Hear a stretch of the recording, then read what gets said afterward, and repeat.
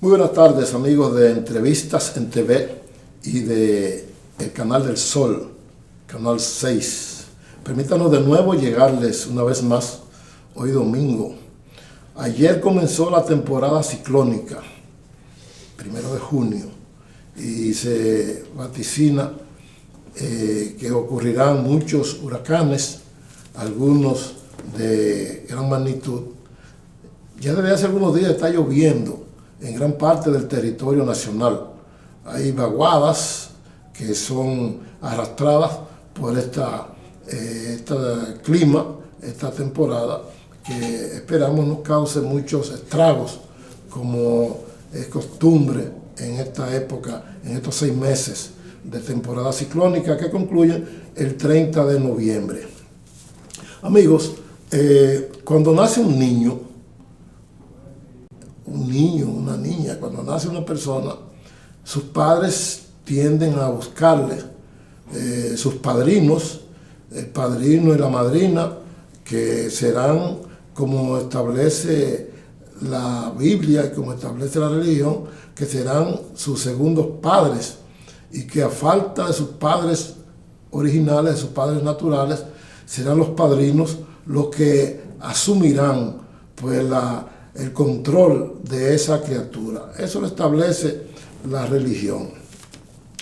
Pues nosotros, este programa Entrevistas en TV, nació bajo la mirada de un padrino que fue el responsable de que este programa saliera al aire en los finales del año 1984 en Radio Televisión Dominicana.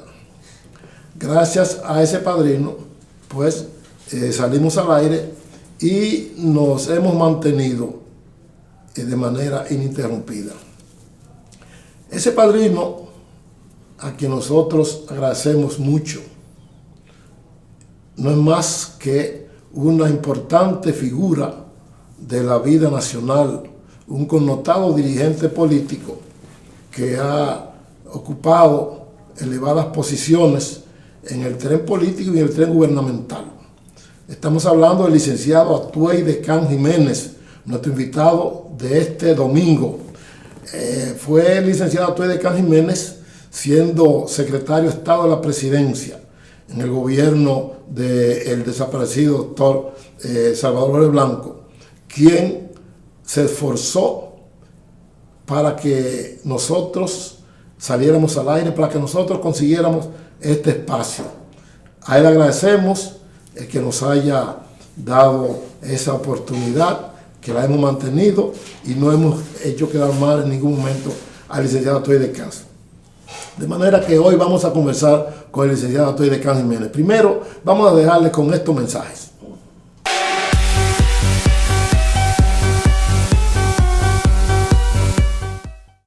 Bien, para nosotros un gran placer acoger por acá al licenciado Atuey de Can Jiménez, presidente del Partido Revolucionario Socialdemócrata.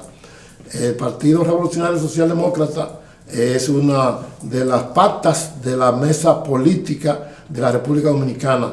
Es una especie de desprendimiento del Partido Revolucionario Dominicano. Surgió a raíz de la salida del PRD del licenciado Atuey de Can Jiménez, quien era el presidente de esa organización política, un hombre muy querido por los PRDistas, no obstante, no pertenece ya a esa organización. Buenas tardes, licenciado. Bueno, muy buenas tardes, amigo Félix Gómez. Félix ha hecho una introducción que realmente lo motiva a su generosidad personal. Yo conocí a Félix Gómez en las luchas políticas hace ya muchos años. Félix fue miembro de periódicos muy importantes, de medios de comunicación muy importantes, y llegó a ser el número 1 en un momento determinado, prolongado ese momento, del periódico El Nacional. Lo que escribía Félix Gómez marcaba en gran parte la ruta nacional. Ha sido un gran luchador, ha sido un hombre humilde, no ha estado vendiendo su pluma. al mejor postor, afortunadamente. Y cuando Félix tuvo algunos problemas, me lo comunicó, yo traté de ayudarlo. Claro, yo había sido director de Radio Televisión Dominicana, conocía el tema y por supuesto hablé con el director de Radio Televisión Dominicana para que te abrieran el espacio que en definitiva ha mantenido. Yo no acostumbro mucho a venir al Canal 6 pese a mi relación con él, pero me siento muy complacido de participar con don Félix Gómez en este programa y con su señora esposa, que es un gran tercio y que además lo ha estado acompañando desde hace mucho tiempo. Y Félix, por supuesto, abandonó aquella actividad social para concentrarse con su familia. Así es, así es. Muchas gracias, licenciado, por su palabra. Bien, entrando en materia, licenciado, ¿qué está pasando con la ley de partidos políticos y organizaciones políticas que tiene 10 años o más en el Congreso Nacional? No se acaba de aprobar y se dice que los partidos políticos son los principales oponentes a que se apruebe esa legislación, porque ella establece una serie de normas y sistemas que deben cumplir los partidos y que no les interesa que eso se aplique. ¿Qué está pasando? Muy bien. Lo primero es que esa ley ha sido permanentemente un gran relajo de la Junta Central Electoral y un relajo también de los gobernantes y de los líderes de oposición que la han auspiciado. ¿Por qué? Yo puedo hablar por el hecho de que fui 16 años secretario general del PRD y más de 8 años presidente del PRD, sin partido mayoritario. Pero resulta que aquí se hacen cosas que no debían de hacerse. Por ejemplo, la ley de financiamiento de partidos políticos es una ley donde yo tengo un protagonismo muy claro, porque yo fui quien la negoció con Joaquín Balaguer y con Leonel Fernández Reina. La auspició José Francisco Peña Gómez. ¿Cuál era la idea? De que el partido político no fuera un partido dependiente de un empresario X, sino que, dependiendo de la cantidad de votos que sacara, ese partido político recibía una compensación, como se da en muchísimos países, desde Estados Unidos pasando por España y Europa. Claro, eso se ha tergiversado. Hubo un momento determinado en que ya no era por el tema de los votos. El Partido Reformista saca 5% y se le da la misma cantidad de dinero que se le da al PLD y al PR, al PLD y al PRD. Bien. Por ejemplo, para darte un ejemplo muy claro, nosotros como Partido Revolucionario Socialdemócrata no hemos hecho mayor esfuerzo por esa ley. Tiene 10 años. ¿Por qué? Porque parte de esa ley, por ejemplo, castra a los partidos pequeños, a los partidos emergentes, a los partidos que siendo pequeños tienen una conducta muy por encima de la conducta de partidos tradicionales. Me explico. La ley que establece, o la disposición que establece la representación congresional de el congresista por acumulación de votos, se supone que para proteger a los partidos emergentes, a los partidos pequeños, a los partidos minoritarios. ¿Por qué? Porque un partido pequeño puede sacar 10.000 votos acá, 5.000 en Santiago, tanto en San Juan, lo otro en San Francisco, en San Cristóbal, bueno, Nagua, etc. La Romana, San Pedro. Y la suma de votos te puede dar 60.000 votos, por ejemplo. Bueno, lo justo es que si la Constitución de la República dice que 50.000 o fracción de 25.000 determina un legislador, pues lo justo es que ese partido político tenga 1 o 2 legisladores. Rubén Berrío Martínez ha sido senador y otros dirigentes más del Partido Independentista de Puerto Rico por acumulación de votos. Lo que saca en San Juan, lo que saca en Santurce, lo que saca en Mayagüez, etcétera, se le suma. Pero aquí, ¿qué ocurre? Aquí sencillamente se lo han engullido los partidos mayoritarios y no hay un solo representante de los partidos emergentes en el delegado electoral, ni mucho menos. Otra cosa, la ley actual establece que un partido político, si saca un legislador o si saca un regidor y demás, garantiza su permanencia. Bueno, en un momento determinado, Pincho Castillo sacó regidor. Eso le permitió la existencia de ese partido, entre otras cosas. Bueno, pero los proyectos depositados en el Congreso quieren anular ese tipo de cosas. Entonces, hay una expresión que dicen los marxistas que las clases no se suicidan. Sí. Y efectivamente, entonces tú le vas a permitir, o desde la posición en que se encuentran los partidos satélites que han apoyado al PLD, que se haga un harakiri, que ellos mismos se maten. No. De ninguna manera. De ninguna manera, por eso mantienen eso. Entonces, Miguel Vargas e Hipólito Mejía, cada uno por su onda, han estado auspiciando la ley de partidos políticos y la ley electoral, pero no ven esos vicios que hay.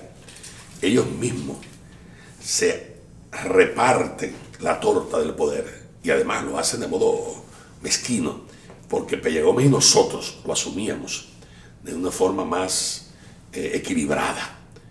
No se nos ocurría coger todos los miembros de la Junta Central Electoral o de la Suprema Corte y demás. Y entonces parece ser que ese no es la conducta.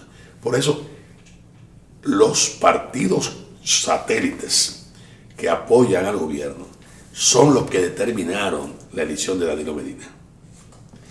Va Danilo Medina y van esos partidos a aceptar que haya una ley que lo fastidie. No. Entonces lo que hay que hacer es modificar y adecuarla a los nuevos tiempos, en definitiva, y hacerla potable. Por ejemplo, ¿qué sugeriría usted que se introduciría en esa ley para que sea más potable? Mira, yo creo que sí. Por ejemplo, la sociedad civil, que yo creo que es muy importante, y otros sectores, tienen derecho perfectamente a asumir la posición que quieran y además que se le tome en consideración. Pero, ¿qué aconteció? La ley electoral auspició el voto preferencial. Y el voto preferencial introdujo al interior de los partidos políticos una lucha interna terrible, en donde el que tuviese más dinero se imponía. No voy a mencionar nombres, pero por ejemplo un hombre como Rafael Gamundi Cordero fue desplazado por el dinero de quienes, siendo empresarios, se metieron a hacer política. Eso no es correcto, eso no es justo. Era más justo lo que nosotros hacíamos, que le asignábamos una cantidad a los sectores de la base y otra cantidad a otros sectores intelectuales que era importante que tuvieran en el Congreso, pero que no podían ellos de por sí, per se, ganar una convención. Entonces, el equilibrio y la responsabilidad dirigencial juega un papel muy importante. Entonces, ese es un factor que hay que tomar en consideración. Otro factor, yo creo que un partido político que saque un puesto a nivel legislativo, a nivel congresional, municipal, tiene que ser respetado como tal. Porque volver al reciclaje de las firmas y demás siempre se consigue y demás. Pero bueno, tal vez eso no es lo más importante. Transparentar los procesos internos. Estoy totalmente de acuerdo con ello. Pero ¿de qué modo? Cuando la Junta Central Electoral muchas veces actúa como un organismo apéndice de determinado presidente de la República. Y nosotros fuimos víctimas de eso. El PRD, por ejemplo, tenía con Peña Gómez y con nosotros 1.600 miembros de su Comité Ejecutivo Nacional. Vamos a hacer una pausa y retomamos el tema del próximo segmento, con su permiso, licenciado.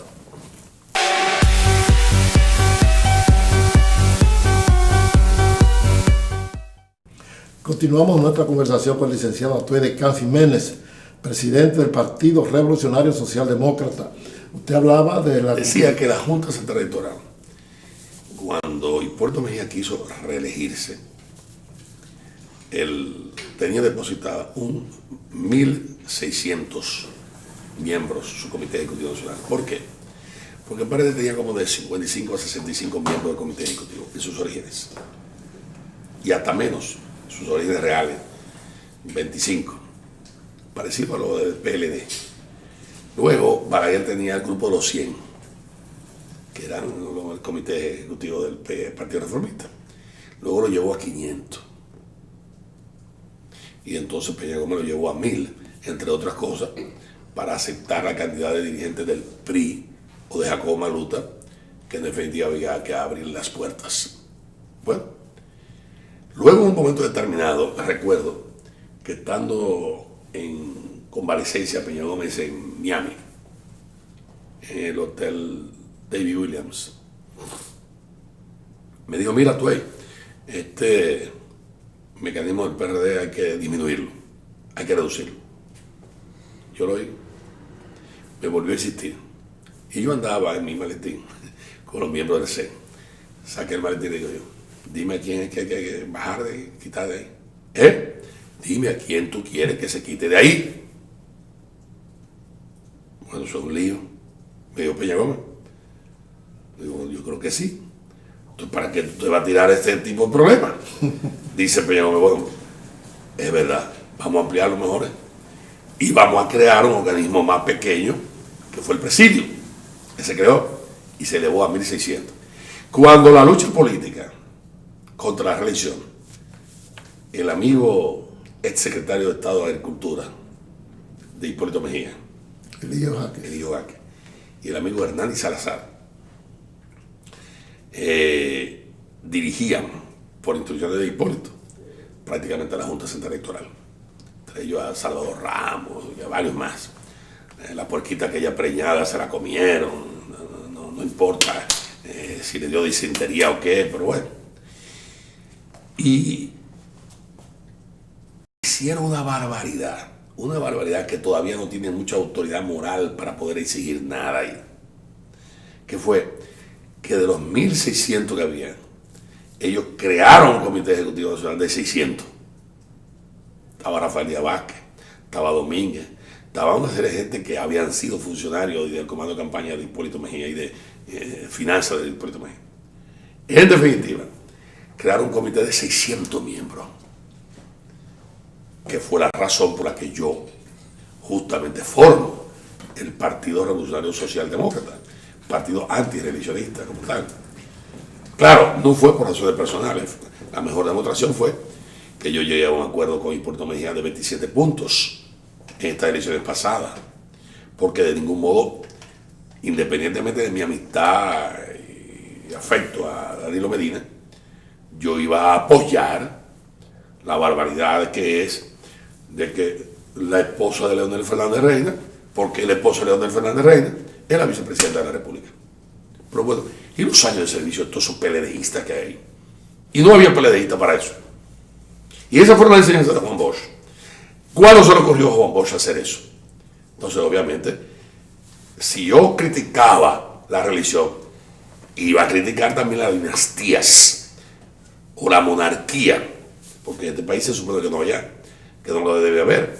No estoy hablando de la vicepresidenta per se, yo creo que es una gran dama, etc. No. Estoy hablando del hecho histórico de un militante, de un combatiente político de 50 años, como en mi caso, 50 y pico de años.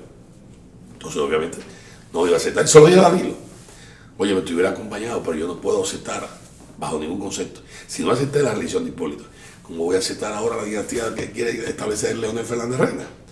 Bueno, y con eso trato de responderte parte de la pregunta que tú me hiciste. Licenciado, ¿qué está pasando con el PRSD, Partido Revolucionario Socialdemócrata, que luce aletargado, luce durmiente, luce tranquilo?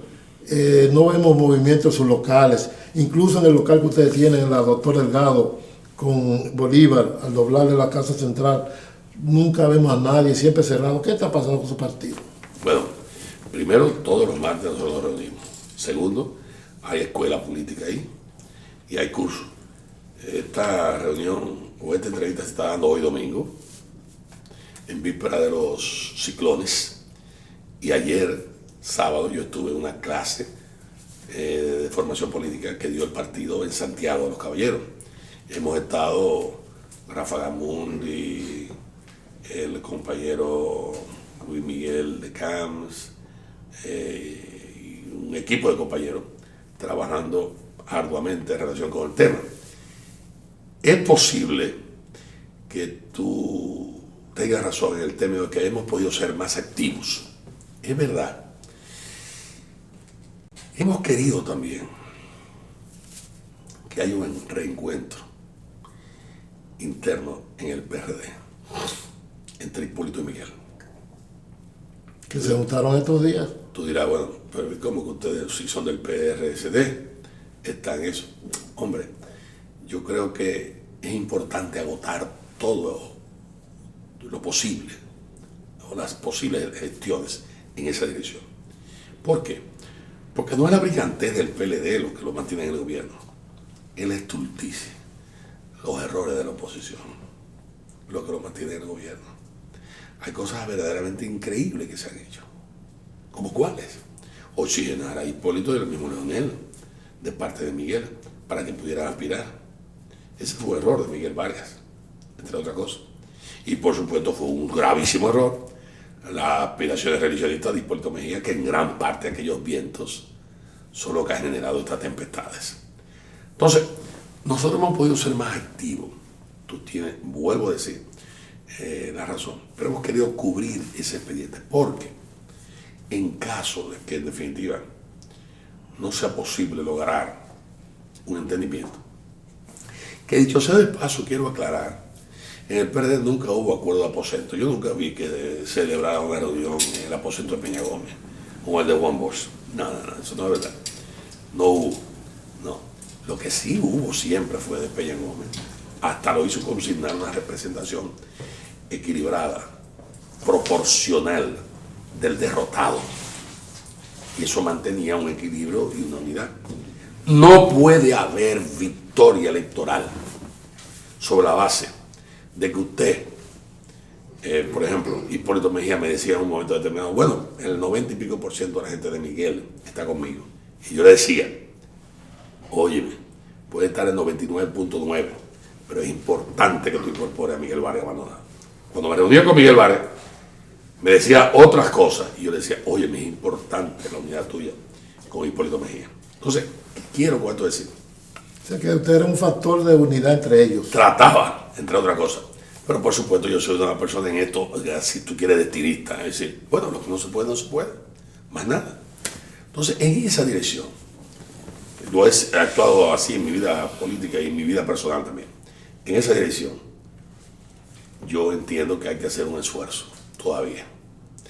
Pero agotado ese esfuerzo, agotado, lo digo aquí públicamente, estimo que si no se pueden llegar a un arreglo o un acuerdo pactado, porque ahí no se puede hacer un arreglo excluyente, porque entonces usted está el mismo, usted está separando un sector. Si no se puede eso, hay que llegar a un arreglo, de modo tal que las fuerzas emergentes y otros sectores del país, hasta algunos partidos tradicionales, puedan entender que hay que buscar una figura de transición que nos permita la alternabilidad en relación con el PLD.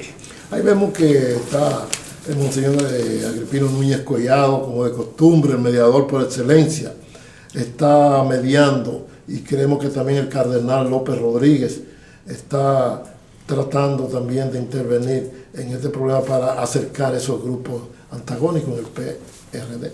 Sí, son dos magníficas figuras. La iglesia sufrió cismas. Por ejemplo, la existencia de la iglesia evangélica y la iglesia protestante en la reforma de Calvino y de Lutero. Mucha gente niega o no quieren saber de que Lutero y Calvino fueron obispos católicos, pero que no estuvieron de acuerdo con una serie de interpretaciones bíblicas y formaron la iglesia protestante y la iglesia evangélica. En los cismas, la iglesia lo conoce muy bien. Bueno, después está el viaje a Canosa con Napoleón y otras cosas más.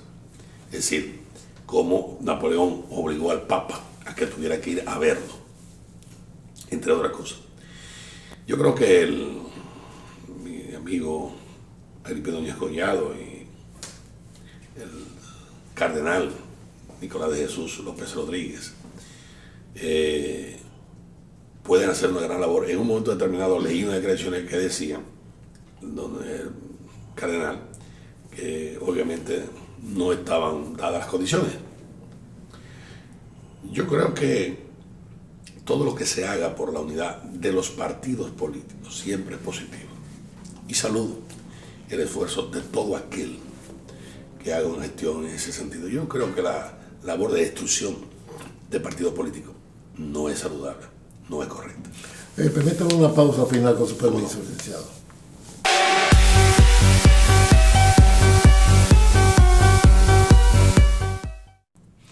Licenciado Teddy Caz, mucha gente cree que podría producirse en cualquier momento un retorno suyo a la fila del Partido Revolucionario Dominicano. Lo ven como una persona que podría jugar un papel excelente en la unificación del PRD, dado los pasos que usted ha tenido en ese partido, siendo uno de sus fundadores aquí en la República Dominicana. Sí, Félix Gómez. Mucha gente desesperada porque se está haciendo todo lo contrario de llegar al poder. Me ven a mí con una posible solución para resolver algunos entuertos. Pero las mezquindades, la miseria humana, está al orden del día. Yo no he renunciado al PRD, ni voy a renunciar porque finalmente ese fue el partido de mi padre, de mi madre, de mi familia y del partido que yo también contribuí a fundar y desarrollar. Yo no en el exilio, sino aquí en el país, cuando llegó. En estas manos y la de Miguel, mi hermano, inscribimos 13.000 afiliados, teniendo 11 y 12 años. Es decir, vivimos eso y además, en nuestra experiencia está, y tú lo sabes, las cárceles que aguantamos, los golpes que aguantamos y todas aquellas luchas terribles con riesgo de vida. Y la victoria que obtuvimos en la universidad y a nivel nacional. A mí me corresponde haber estado presente, muy activo en todas las victorias del PRD y también en la derrota. Entonces muchos compañeros desesperados por lo que ven entienden que yo debía de un modo u otro. Cuando yo formo el PRD, el PRSD, en definitiva, yo no renuncio, y lo digo ese mismo día. Yo hago lo que hizo José Francisco Peña Gómez cuando crea el BIS, o lo que hizo Jacobo cuando crea el PRI. Pero Hipólito Mejía fue el presidente del BIS, y él renunció del PRD. No. Fíjese usted. Entonces, yo no renuncié. Es decir, que en ese sentido no tengo mayores inconvenientes en cuanto a eso. Ahora bien, una cosa es con violín y otra con guitarra. Son dos instrumentos musicales, pero suenan diferentes. Así es. Entonces, en esa dirección, no todo lo que han dirigido posteriormente conocen ni han entendido la necesidad del desprendimiento, sino que han ido con un saco a buscar, obviamente, su parte, con sus excepciones. Yo creo, mi estimado amigo, que aquí hay una gran generación de jóvenes valiosos que les ha faltado también un poco de testosterona para poder asumir el rol que debió haber asumido. Yo, por ejemplo, dije ni bis ni PRI cuando se quería congelar al PRD y libré esa batalla junto con un grupo de compañeros y compañeras. Punto. Y más nada. Como dirigí también en la lucha universitaria y otras cosas más. Ahora, hay otros que no. Hay otros que han lanzado candidatura y después han aceptado prebenda.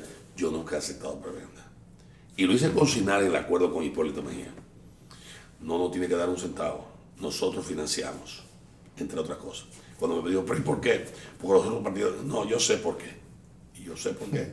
Entonces, en esa dirección tenemos una acumulación de respeto y se perdió el arbitraje en el PRD. Ahí no hay títere con cabeza que no haya asumido una posición ya. Entonces, eso limita el arbitraje en el PRD. Y se crean otros problemas. Sin embargo, yo te puedo decir que voy a hacer esfuerzo por hablar con Miguel Vargas y con Hipólito Mejía. Con Hipólito he hablado y con Miguel Vargas voy a conversar.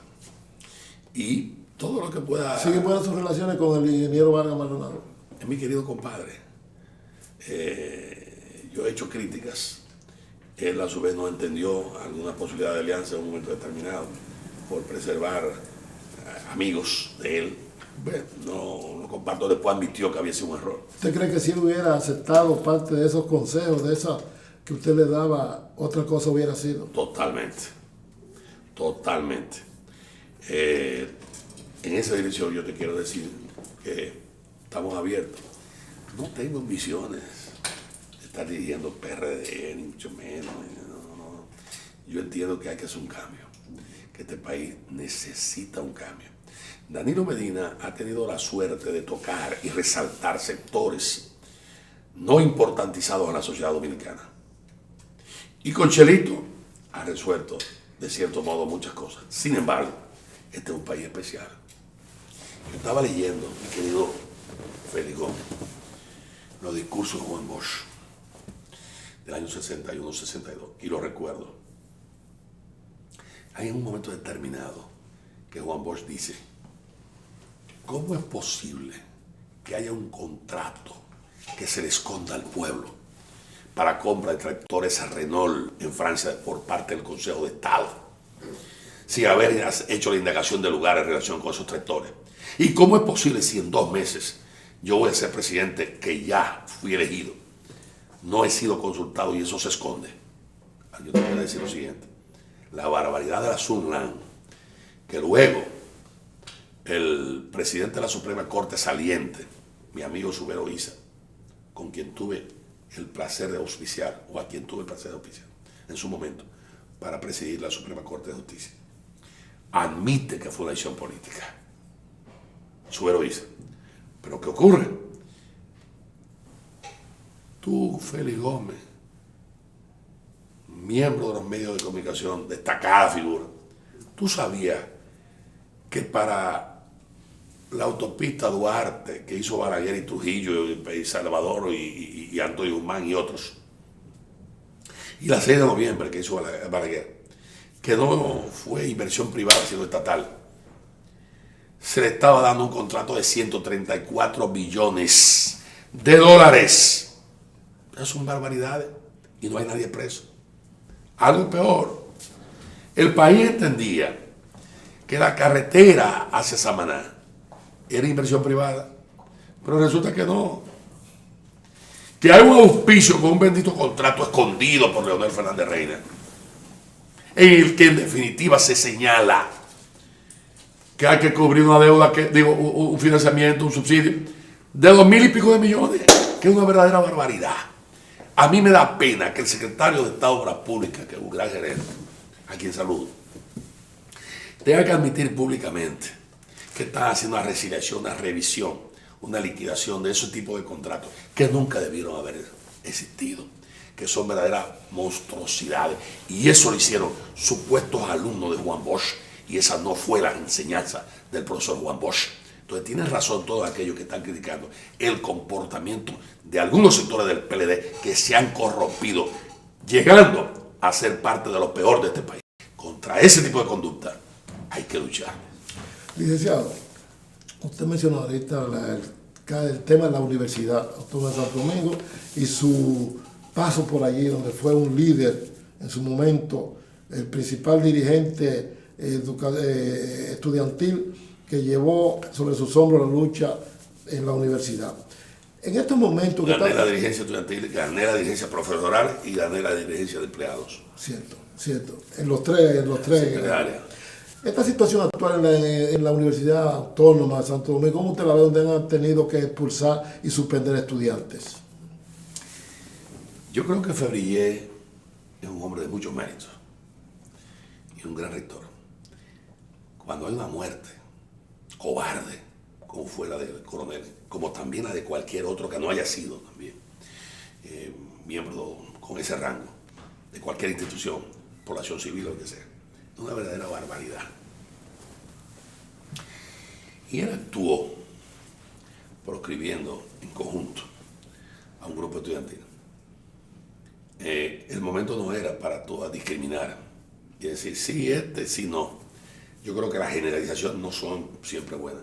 Coyunturalmente le resuelve un problema que se estaba creando en función de la universidad y el rector dio una respuesta. Pero creo que transcurrido esos momentos y avanzado el proceso de investigación, de algún modo u otro hay que permitir también que grupos estudiantiles con corrección actúen, pero no con ese tipo de irresponsabilidades y barbaridades que se han estado produciendo. La universidad necesita una revisión profunda. Los problemas de la universidad no los creó Febrillé. Una de las barbaridades que se hizo ahí fue que el movimiento de reforma de Córdoba y Argentina, que planteó el cogobierno estudiantil y que llevó a la universidad a un 33.3% a raíz del movimiento renovador, fue liquidado por el amigo rector Rosado y por mi amigo y auspiciado por mí como dirigente, no necesariamente en esa parte, castra la representación de un 33% estudiantil y la lleva creo que a menos de un 5%. Entonces el gobierno estudiantil en gran parte ya no existe y terminan siendo ahora empleados los dirigentes estudiantiles, tanto en el Consejo Universitario como en la Federación de Estudiantes Dominicanos. Y esa es una barbaridad, es una aberración. Cuando yo fui presidente de la Federación de Estudiantes Dominicanos, la universidad recibía 200 pesos, le daba la universidad a la Federación de Estudiantes Dominicanos. Punto. Y sobraba dinero, porque nosotros no teníamos sueldo, ni lo aceptaban. Porque ya cuando tú vas a ser empleado, ya tú eres otra cosa. Ya tú pierdes tu independencia, independientemente de lo que sea. Y así ya acontecen las cosas. Desgraciadamente, ese es parte del problema. Hay que mejorar la calidad docente, hay que mejorar los salarios, hay que hacer una serie de cosas, hay que invertir obviamente en educación, en laboratorio, y hay que invertir en muchas áreas, que es muy importante. Viéndolo retrospectivamente, el tema universitario tiene que adecuarse aún más a las necesidades del país. En un momento determinado el país necesitaba agrónomos, la universidad lo producía. En un momento determinado el país necesitaba maestros y la universidad produjo cursos de 1 año y de 2 años. Yo formé parte de la Facultad de Humanidades en la época en que Iberice y otros amigos más dirigieron, Andrea Avelino y demás. Y ahí se prepararon una cantidad de profesores que son prácticamente los que resolvieron el problema docente y de la crisis docente nacional.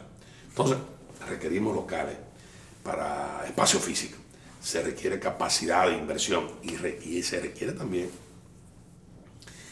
que haya una supervisión eficiente de la calidad docente que finalmente no se ha estado haciendo en los niveles que se requiere.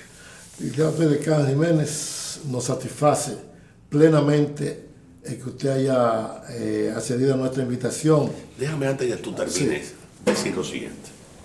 Siga. Yo tengo tiempo de más. Agradecerle a Félix Gómez esta invitación. El país se está cansando de la confrontación Miguel e Hipólito. El país está harto, no es harto de esa confrontación. Miguel y Hipólito tampoco pueden jugar con el país. ¿Por qué? Porque también hasta un ratón perseguido y acosado se para y pelea. Entonces, el país puede responder con otros mecanismos, pero no sería lo correcto. Lo ideal es que se pusieran de acuerdo en alguna fórmula que permita, entre otras cosas, una unidad de acción en términos electorales y que permita a muchos otros más también hacer eso. Entonces, en esa dirección, todo lo que se pueda hacer, hay que hacerlo. Pero finalmente, si eso no se entiende, a mí me parece, no tengo candidatos, no, pero a mí me parece que sectores emergentes y sectores de partidos tradicionales también pudieran conformar un frente que auspicie un candidato de transición potable, que no tiene que ser quien habla, ni tiene que ser muchos de los que han estado aspirando. Puede ser una figura que nunca haya estado aspirando, pero que sea capaz de unificar a los sectores de oposición sobre la base de un programa común, de posiciones mínimas de gobierno que permitan la transparencia, porque no hay necesidad de ver la vergüenza que en definitiva ha significado los años de gobierno de Leonel Fernández Reina en este país. Ya, licenciado, ¿algún mensaje final de su parte para la audiencia de este programa y para el pueblo dominicano? No, darte las gracias a ti, a Félix, a tu señora esposa, por esta invitación y decirle a los amigos que ven este programa que en definitiva la fe es lo último que debe perderse. Perder las esperanzas no es la mejor opción. Creo que hay que seguir luchando y este país merece esa lucha. Y este país tiene muchos sectores que en definitiva ven cosas que muchos subestiman. Por ejemplo, la aparente pequeñeces que ha estado haciendo Danilo con estar visitando algunos sectores, importantizándolo desde café, desde los fabricantes de casabe y Monción, pasando por lo que hace Mecedora o lo que sea. La gente ve eso y lo ve bien. Y no es que no se haga oposición, es que Danilo está metido en un gran hoyo fiscal, entre otras cosas, por la irresponsabilidad de los anteriores gobernantes o del anterior gobernante. Y como tal, este país requiere, obviamente, gobernantes serios que le indiquen al país sus soluciones y que contribuyan a ellas, no que vayan a robar, básicamente, a enriquecerse y hacer como ha estado sucediendo en este asunto de la contratación, de los peajes a sectores determinados, del tema de la SUNLAN y otros temas más, que realmente es una verdadera vergüenza, como es el hecho de pagar 2.000 y pico de millones anuales de subsidio a una carretera como la de Samaná, que era preferible hacerla. Bien, gracias, licenciado, y esperamos verlo muy pronto por acá, hermano. Con mucho gusto. Ha sido la participación del licenciado Toy de Can Jiménez, presidente del Partido Revolucionario Socialdemócrata, un hombre bien conocido, harto conocido de la política nacional. Gracias a él por habernos acompañado, a ustedes gracias por habernos permitido llegarles una vez más. Les invitamos para el próximo domingo, si Dios quiere, cuando estaremos de nuevo como de costumbre. Hasta el domingo, si Dios lo permite.